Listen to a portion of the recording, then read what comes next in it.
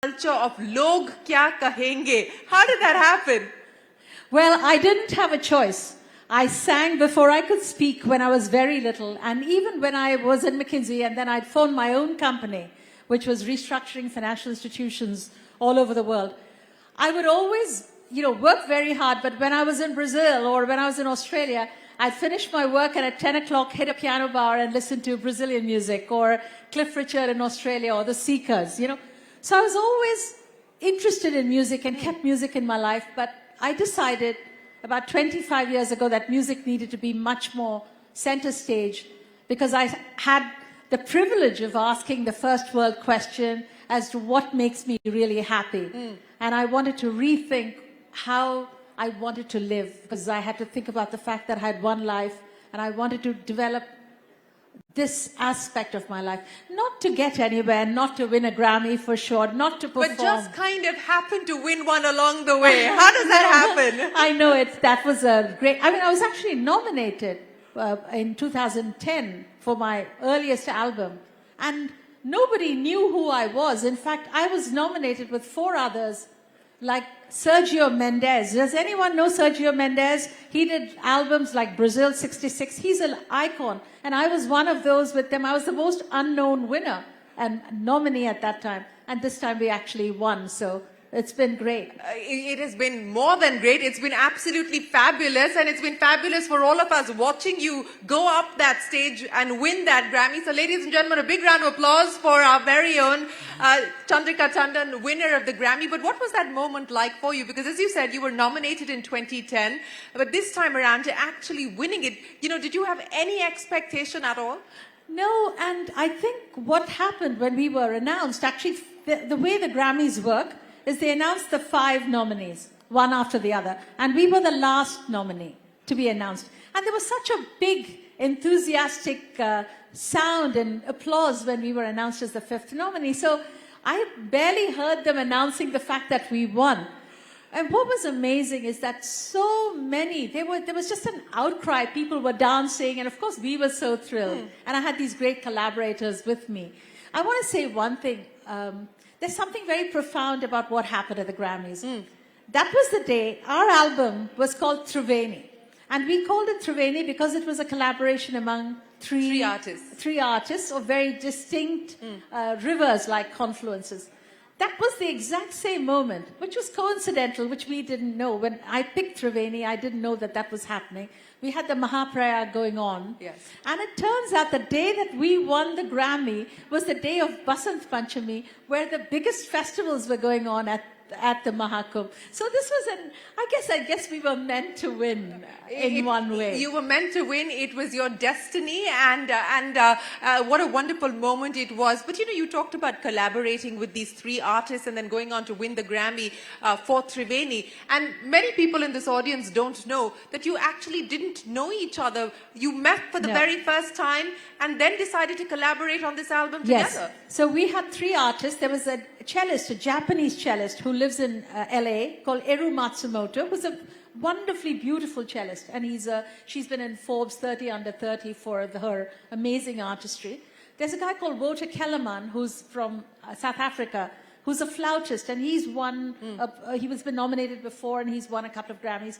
He's, of course, known of my music. Eru and Wouter got together and wanted to think about healing as an idiom for what they want to create. So Wouter called me and he says, look, I love your music, I love your voice, would you like to work with us?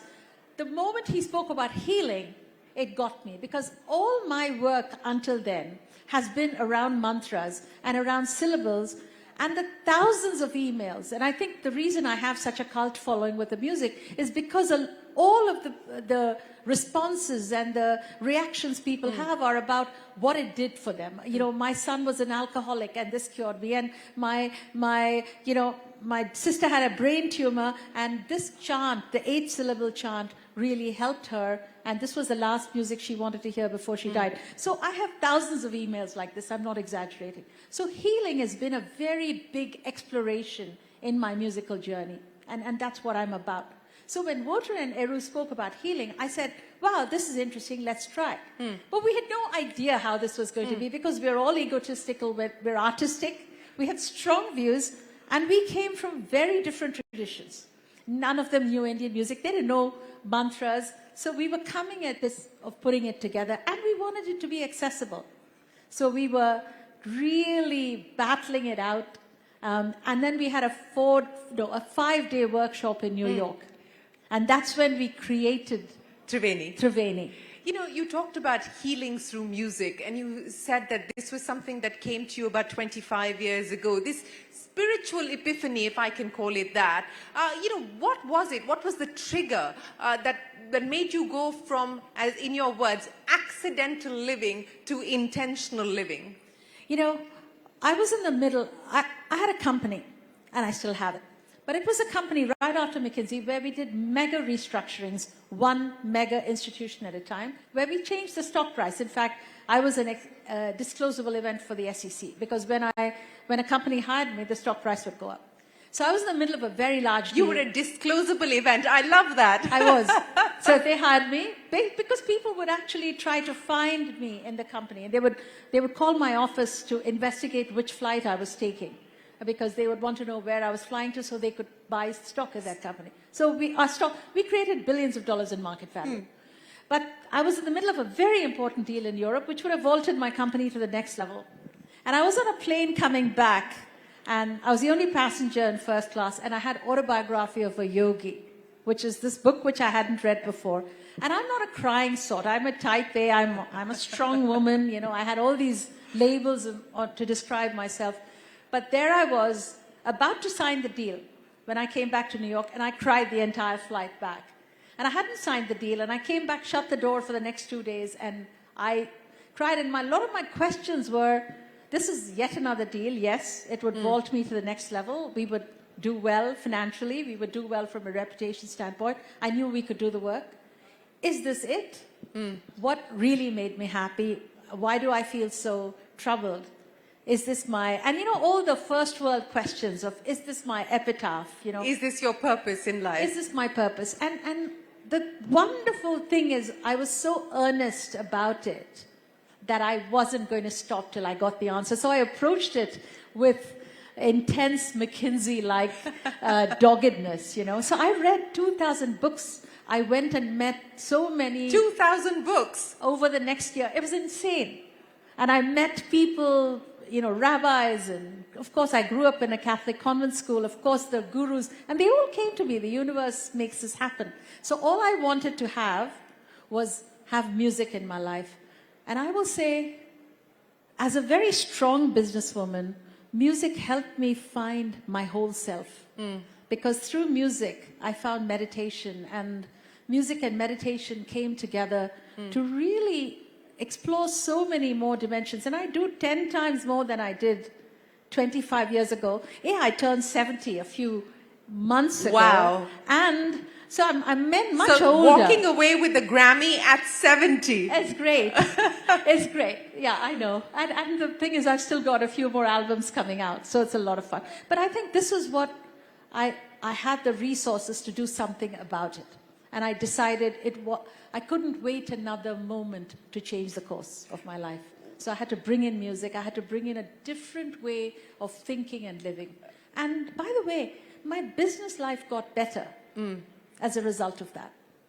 Well, speaking about changing the course of your life, you're also using your life and your resources and your money to create impact. Again, I don't know how many of you know this, but Chandrika has put down, close to $100 million? Over $100 million in many philanthropic efforts, including education, which is the big one, on engineering, and that's where you've spent a large chunk of that money. Yes. Why did you feel that it was your calling to pay it forward?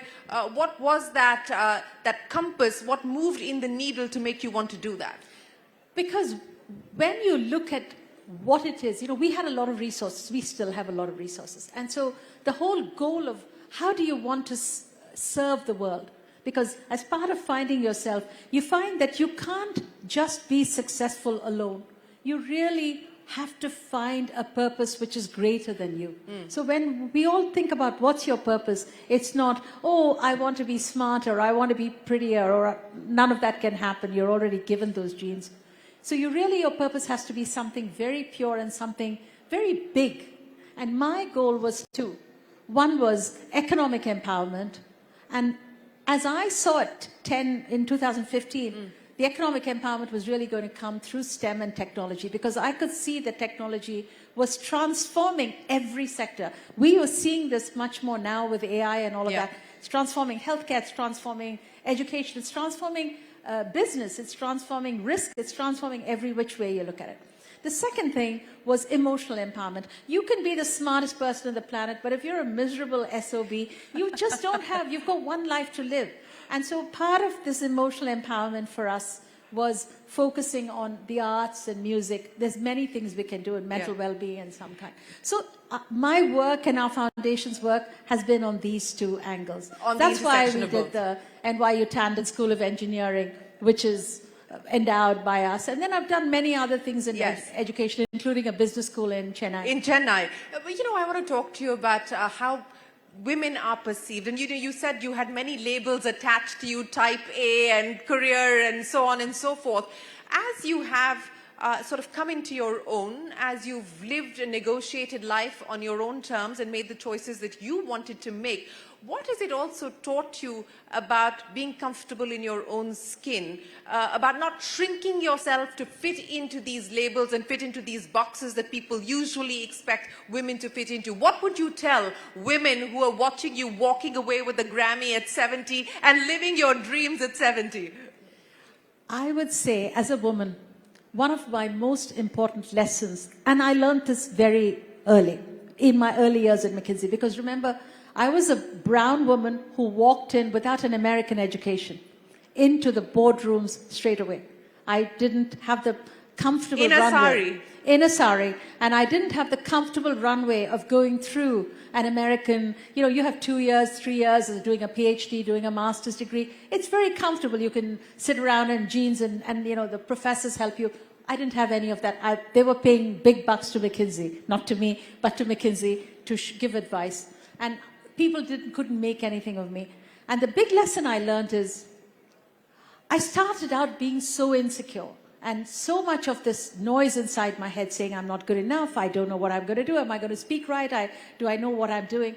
And I think what I learned is that when I walk into a boardroom, I'm not a woman. I'm the best prepared professional on that topic that's walked into that room. When I walk in as a mother, I'm the best mother I can be at that time.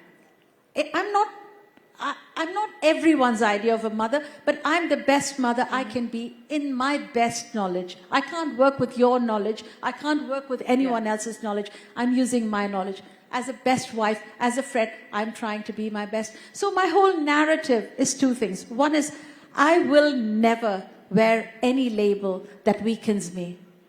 Ever. I'm not a woman of color. I'm not a woman. I might be, for certain, in certain areas, I love being a woman.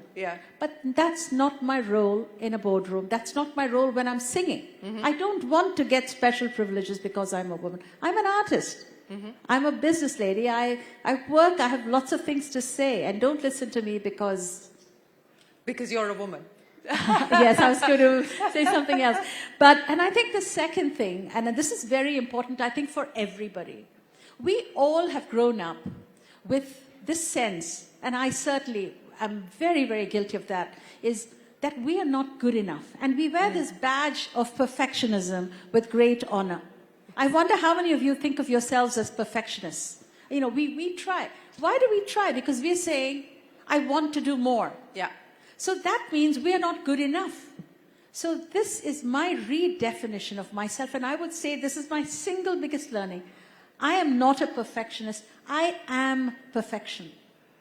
What a fabulous statement. I'm not a perfectionist. I am perfection. I don't know how many of you are taking note of that, but that is such a profound thing to say. It's so important, and it's not by your judgment. I truly, my best self is here at this point. I'm not bringing my bad self. Sure, I have days when I have better selves, but at this moment, this is the best of me you're getting. So I am perfection. I'm not here to figure out how you judge me. And I think that's a very important redefinition and a rethinking, because this grand central station of thoughts and crisscrossing ideas just disappear.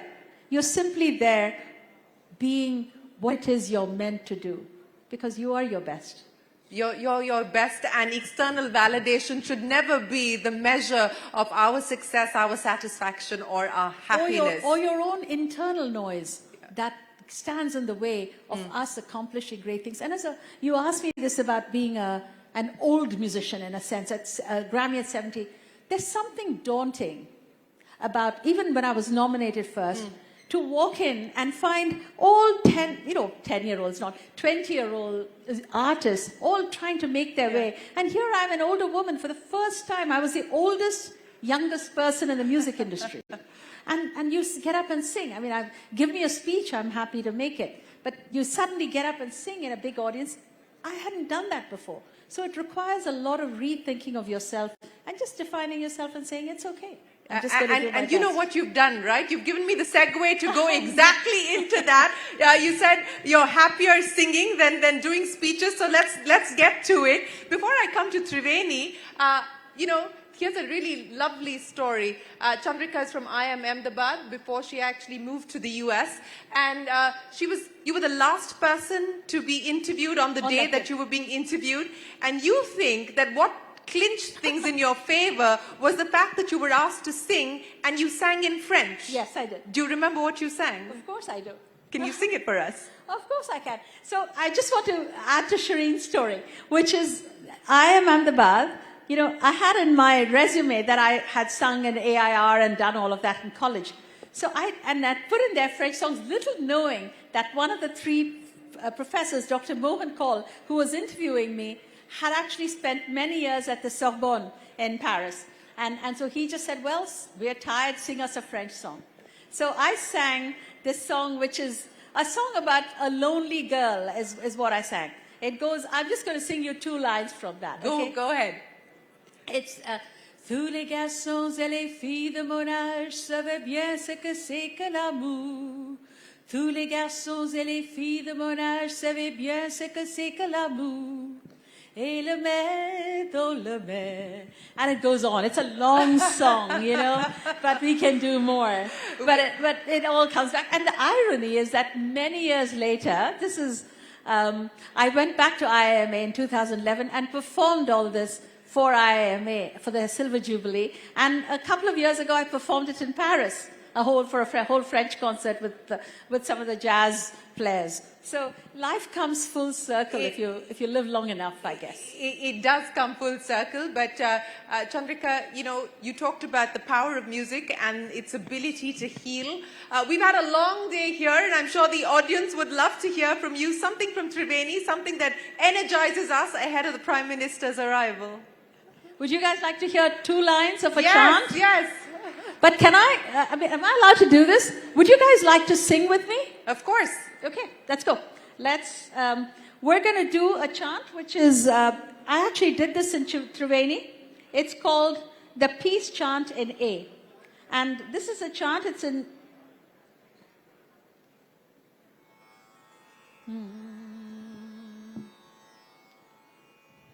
So the... Om. Why don't everyone say Om together? Om. Let's do it louder. Om.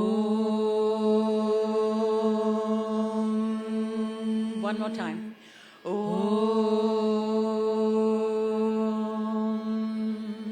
Now this is in the Phrygian dominant scale, but it's Basant Mukhari in the Indian classical. And the words are the 8-syllable mantra, Om Na Mo Na Ra Ya Na Ya. Continuous repetition of these 8 syllables, the Narayana Kavacham, is said to purify all the cells in the body as our body goes through the cell generation and the regeneration processes. It harmonizes all the cells, which is why it's considered one of the most ancient healing mantras. So, Om Namo.